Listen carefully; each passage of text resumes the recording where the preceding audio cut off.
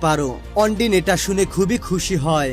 এরপর অ্যানি তার বাবার বলা গল্পটির সত্যতা জানার জন্য একটি লাইব্রেরিতে গিয়ে কিছু বই পড়ার চেষ্টা করে এবং গল্প সম্পর্কে সে আরো বেশি বিস্তারিত জানতে চায়। অন্যদিকে আমরা সার্কাসকে দেখতে পাই, সে তার পাপ স্বীকার করতে গির্জায় গিয়েছে।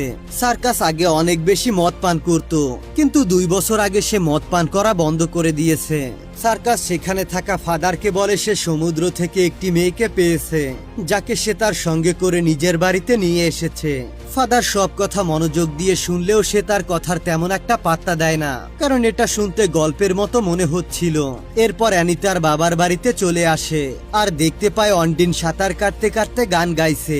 আসলে সে জানতো যে সার্কাস তার থেকে কিছু একটা গোপন করেছে, তাই সে সত্যিটা জানার জন্য সেখানে চলে আসে এবং অ্যানি তার কাছে এসে তাকে জিজ্ঞাসা করে, তুমি কি জলপরি? তুমি কি তোমার জাদুকরী শক্তি দিয়ে আমাকে ভালো করতে পারবে? আমি জানি তোমার একটা সিলকোট আছে, তুমি যদি সেটা মাটিতে পুঁতে রাখো তাহলে এখানে 60টি বছর বেঁচে থাকতে পারবে। অ্যানি এখানে অনেক কথা বলছিল, কিন্তু অন্ডিন তার কথা বুঝতে পারে না, তাই সে অ্যানির কোনো প্রশ্নেরই উত্তর দেয় না। অন্যদিকে সার্কাসও লাইব্রেরিতে চলে যায়, কারণ সে অন্ডিনকে সন্দেহ করতে থাকে, কারণ যখনই সে গান গায় তখনই তার জালে অনেক বেশি মাছ আটকে যায়। তখন আমরা এই লোকটাকে দেখতে পাই যে অন্ডিনকে খুঁজতে আসে। আসলে অন্ডিন কে আর সে কোথা থেকেই এসেছে তা আমরা এখনো জানি না, তবে এটা স্পষ্ট যে অন্ডিনকে কেউ না কেউ খুঁজছে।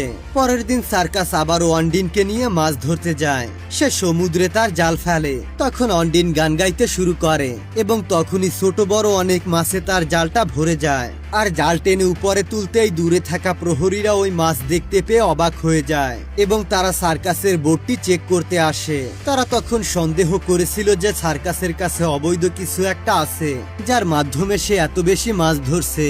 রক্ষীদের আসতে দেখতে পেয়ে সার্কাস দ্রুত অন্ডিনকে লুকিয়ে যেতে বলে। আর যখনই রক্ষীরা এখানে এসে সবকিছু তল্লাশি করে, প্রথমে তারা তেমন কিছুই খুঁজে পায় না।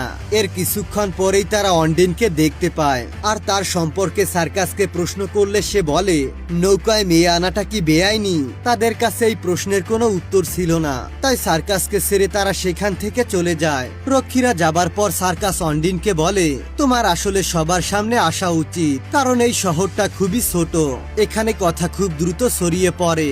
সার্কাসের নির্দেশে অন্ডিন সবার সামনে চলে আসে। তখন লোকেরা তার দিকে অদ্ভুতভাবে তাকাতে শুরু করে। সার্কাস তখন বলে, তুমি আসলে খুব বেশি সুন্দর। অবশেষে সার্কাস অ্যানিকে অন্ডিনের সাথে পরিচয় করিয়ে দেয়। অন্ডিনের সাথে দেখা করে অ্যানি খুব বেশি খুশি হয়। সে